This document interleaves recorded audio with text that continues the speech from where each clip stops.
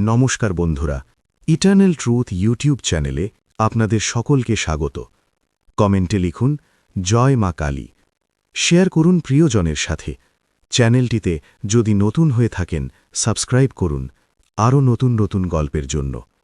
আজকের আধ্যাত্মিক কাহিনী আজ আমরা জানব মা কালী ও রঘু ডাকাত, এক অলৌকিক আধ্যাত্মিক কাহিনী। বাংলার মাটি চিরকালই দেবী ভক্তি আর অলৌকিক ঘটনার সাক্ষী।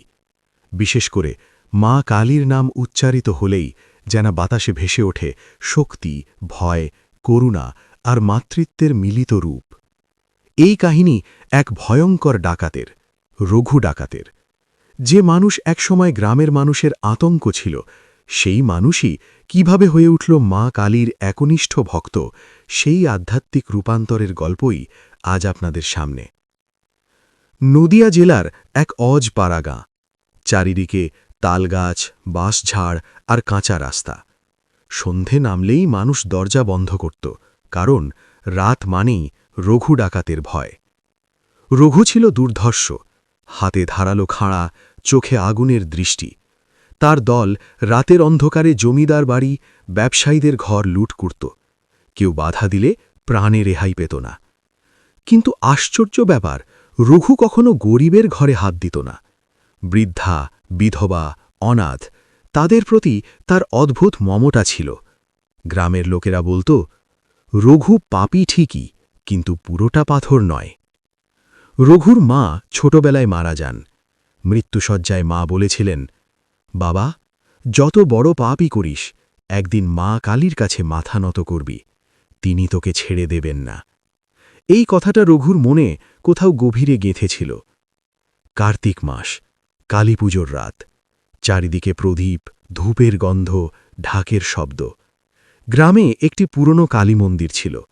কথিত আছে সেই মন্দিরে স্বয়ং মা জাগ্রত। রঘু ঠিক করল আজ বড় লুট হবে। পাশের জমিদার বাড়িতে বিপুল ধনসম্পদ এসেছে। কিন্তু যেই সে মন্দিরের পাশ দিয়ে যাচ্ছিল, হঠাৎ ভেতর থেকে ভেসে এলো মন্ত্রোচ্চারণ, জয় মা কালী, জয় জগদম্বা। অদ্ভুতভাবে তার পা থেমে গেল।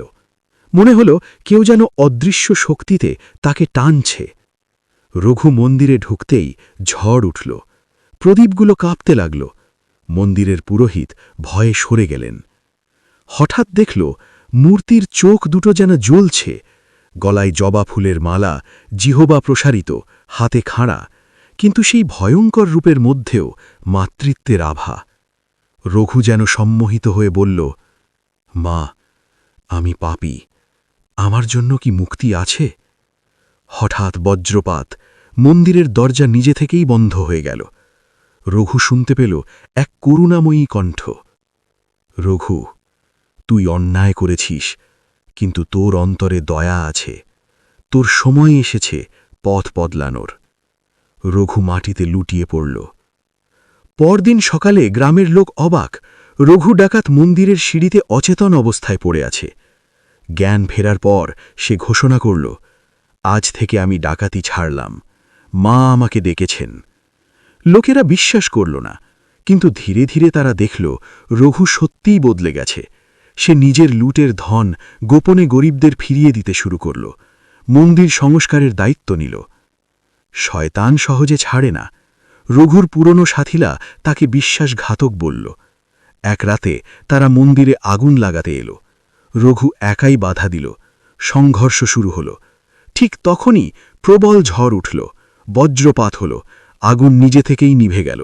ডাকাতেরা ভয়ে পালাল। গ্রামের লোকেরা বলল, মা নিজে রক্ষা করেছেন তার ভক্তকে।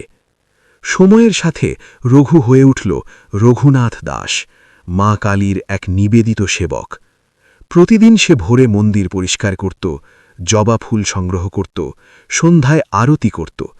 তার চোখে আর আগুন নেই, আছে শান্তি। একদিন এক পথিক জিজ্ঞেস করল, তুমি কি সেই রঘু ডাকাত? সে মৃদু হেসে বলল, না, আমি মা কালীর সন্তান। বহু বছর পরে আবার কালীপুজোর রাত, মন্দির আলোয় ভরা। রঘুনাথ দাস আরতি করছেন। হঠাৎ তার মুখে অপার্থিব জ্যোতি। তিনি উচ্চারণ করলেন, মা, আমি আসছি। সেই মুহূর্তে মন্দিরে প্রবল আলো। লোকেরা চোখ বন্ধ করল। আলো মিলিয়ে গেলে দেখা গেল রঘুনাথ নিথর, মুখে প্রশান্ত হাসি। অনেকে বলল, মা কালী নিজে এসে তাকে নিজের চরণে স্থান দিয়েছেন। মা কালী ধ্বংসের দেবী নন, তিনি পরিবর্তনের শক্তি। যত বড় পাপীই হোক, সত্য অনুতাপ থাকলে মুক্তির পথ খোলা। ঈশ্বর কখনো দয়ার দরজা বন্ধ করেন না। বাংলার মাটিতে আজও প্রচলিত, রঘু ডাকাতের মন্দিরে নাকি মাঝরাতে ঢাকের শব্দ শোনা যায়। হয়তো মা কালী এখনও তার ভক্তের আত্মাকে আশীর্বাদ করছেন। জয় মা কালী। ত্রিশূল, ফুল। এই ছিল আজকের আধ্যাত্মিক কাহিনী। আপনাদের এই গল্পটা যদি ভালো লেগে থাকে, লাইক, কমেন্ট, শেয়ার, সাবস্ক্রাইব অবশ্যই করবেন। পুরো গল্পটা শোনার জন্য ধন্যবাদ।